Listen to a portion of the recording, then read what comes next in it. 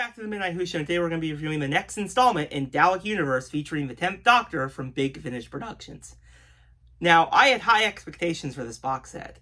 The first set was amazing. It was great to have the 10th Doctor meet Anya Kingdom again, and now Mark 7. Those were some fantastic characters, and they had some great stories in that first set, and some great character moments. And now this box set, with the 3 stories, kind of raises the stakes a bit and has some amazing moments again. Seriously, this series from Big Finish is phenomenal. So the 3 stories in this box set are Cycle of Destruction, The Trojan Dalek, and The Lost. The first story in this Cycle of Destruction, I think, does a really good job exploring the character of Mark 7. You know, it does a phenomenal job at kind of continuing on from that cliffhanger that we had from the first box set where he was kind of malfunctioning and acting a little bit different. This story does a really good job expanding that a little bit more, and we get to meet more, androids. The story does a really good job of an exploration of what it means to be an android.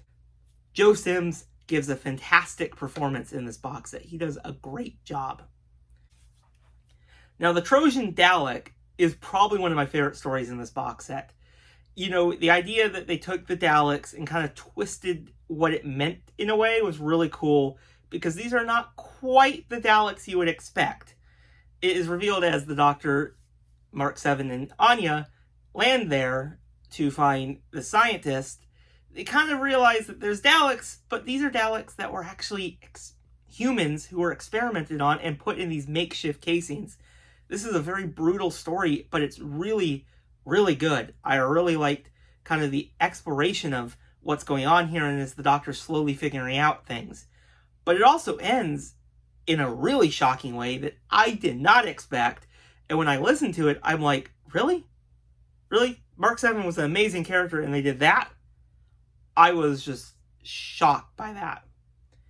And as you go in the third story, The Lost, Anya and the Doctor are dealing with that loss. And now they're not really sure what to do, but they're now trapped on this planet where the only way out is through this portal, and things start happening with this kind of character, Lost. Seriously, this idea was really well explored, I think, in this third story. The Lost was a very interesting character, and there's a lot of great character moments in this story. Jane Selvin and David Tennant did a great job in their performances in the story, and a lot of things get revealed in this story, which kind of can definitely set things to change a bit now, because Anya learns a lot more about the Doctor's past in this story, which could be interesting. Will be very interesting to see how that heads to in the future. And it also ends with a pretty cool cliffhanger that definitely sets up the third box set, which I am very excited for. So overall, Dalek Universe 2 was phenomenal. Again, this series is really good from Big Finish. They're definitely crafting, I think, the best box set series so far, as it keeps going from the first to the second, and I really hope with the third, it just concludes really well. Because I think they're doing a really good job with the pacing, they're doing great with character moments, and some really interesting concepts they're exploring. And I also really like that this is just a Dalek universe. So that doesn't just mean that Daleks are in every kind of single story.